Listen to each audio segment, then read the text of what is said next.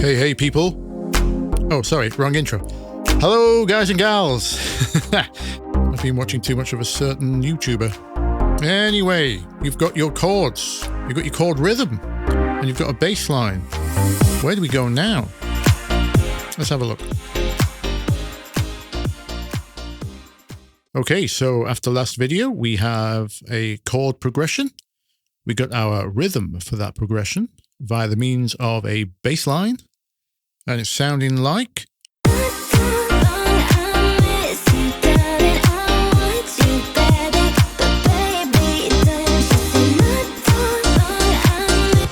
Fantastic. I know what a few of you might be thinking. Can't I just release that? The answer is yes, of course you can. Many a great track has released with a chord progression very similar to this. It doesn't have to be any more complicated. If what you've got is really working, just go for it. In fact, if you've seen how many tracks I release, you'll know my attitude would be release what you have now. And then if you're inspired to change it for any reason, from my video, for example, then make your changes and release it as a second mix. See which one does better. Win-win. Having said all that, if it's not working for you, then let me show you what options we can play with. Okay, so the first thing you might be tempted to do is press the solo button on your chord track and start working on those.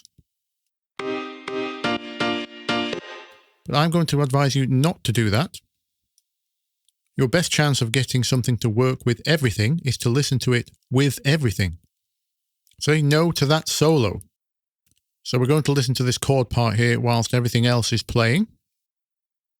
Now, what we're listening for is not just the changes we're making to the chord part itself, but how that affects everything around it, how it affects the vocal, the bass, the overall emotion of the track. And the first change we're going to make is just a simple octave swap. As it plays back, we're just going to swap the octave up and down and listen how that changes the track. So we'll start where we normally are.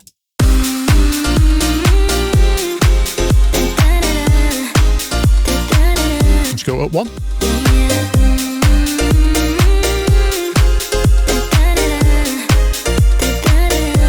Down one.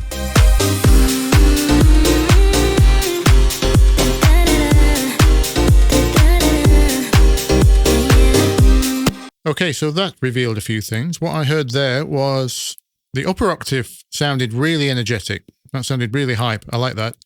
That might be something we do on like a last chorus to really lift the energy, or maybe on a drop.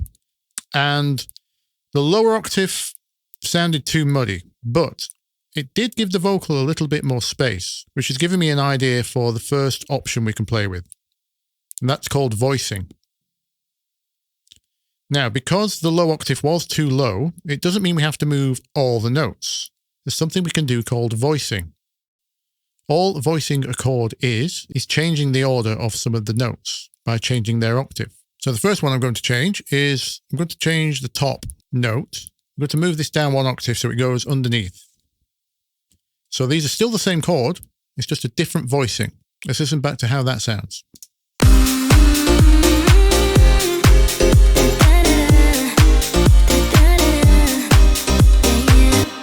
Not bad. I'm going to change the velocity of those.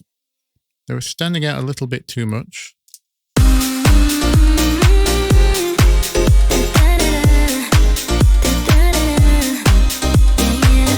That's sounding good. We can try another option too. Again, we are revoicing the chord. I'm going to take all the bass notes. So that's our middle ones now. These are the original bass notes of the chord, the fundamentals. And I'm going to move those down an octave. This is a very common voicing in dance music, where you leave the third of the chord at the top, because the bottom is our 1. This middle one was our 5th. This is going to be our 3rd now. So it's like a very open voicing, we call this. I'm just going to drop the volume of these as well. And let's listen to that voicing.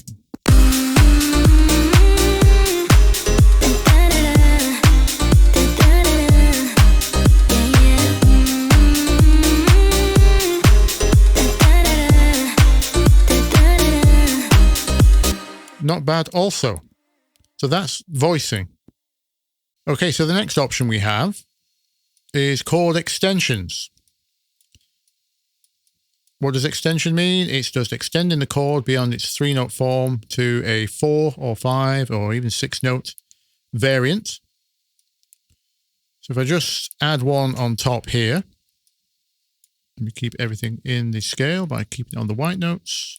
So our first chord extension, these are called 7th chords because this is a 1, 3, 5, 7. We've added a 7 on top. Let's listen to those.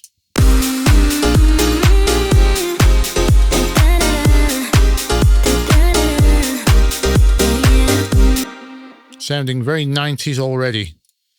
Now, they don't all have to be the same kind of chord. I'm just doing this to listen out for which ones I do like, which ones I don't.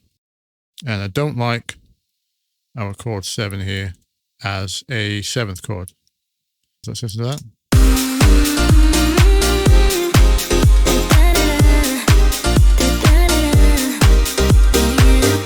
Now, we've got this strange sounding jump because these high notes are calling attention to themselves. So we can do what we did last time.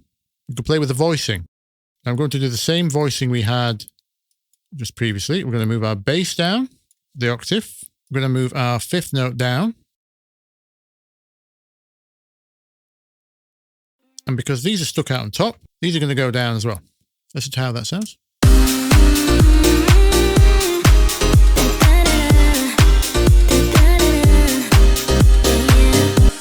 Okay, so I can hear some melodies forming here. These gaps are still a problem. I'm just going to mute these for now.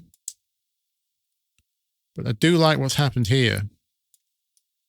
And what we can do here is form, this is called voice leading.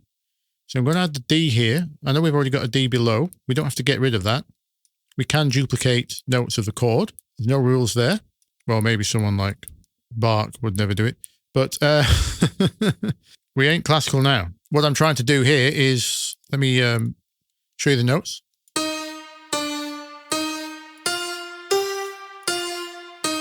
Basically a nice flowing melody on top of our chord progression here.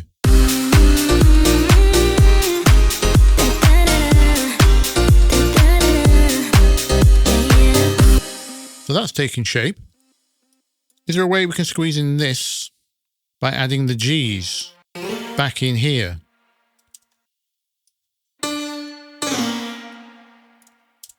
Something like that.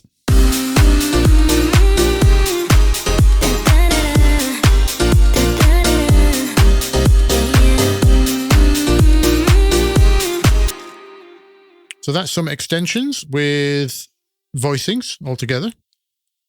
Let me show you one more. Okay, so the last option I want to show you, something called suspensions.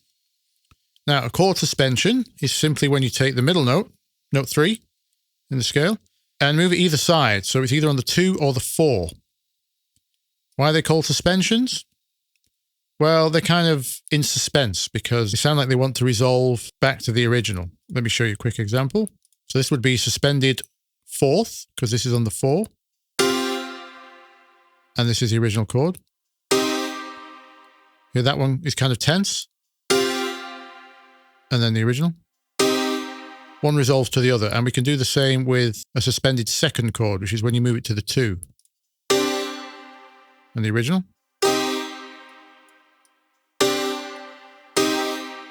So, same idea. I'm going to change all these to suspended chords and see if we like the sound of any of them. Let's start with a suspended 2nd chord.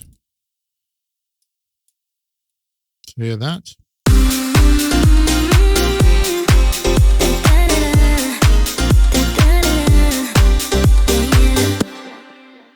Apart from that, those sounded pretty good. Let us try the suspended 4ths.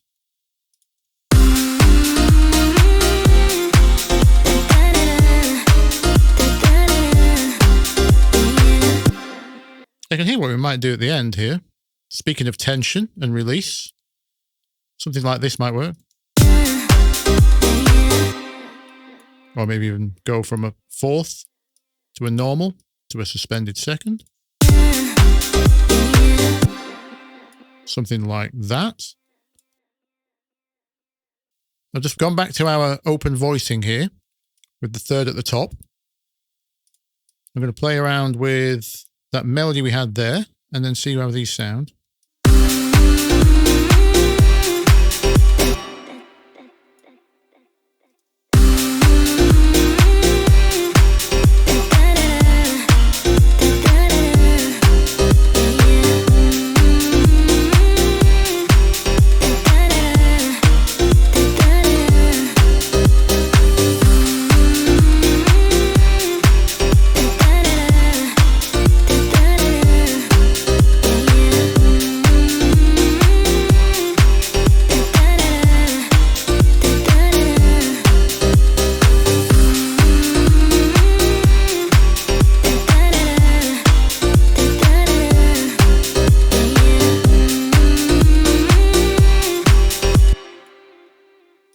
I can see a melody here.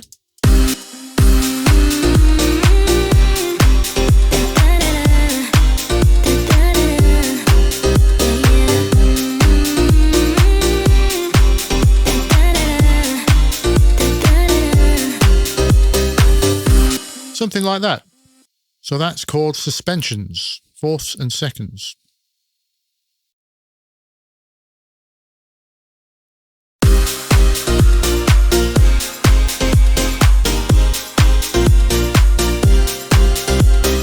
Okay, so that's voicings, extensions, and suspensions. What's playing in the background here is what might happen if you combine all of those superpowers.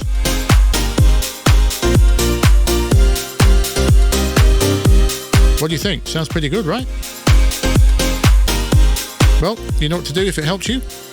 Leave me a like, or leave me a sub, or leave me a comment or a question below. And until next time, have a play around with those chord options. And I'll see you in the next one. Bye-bye.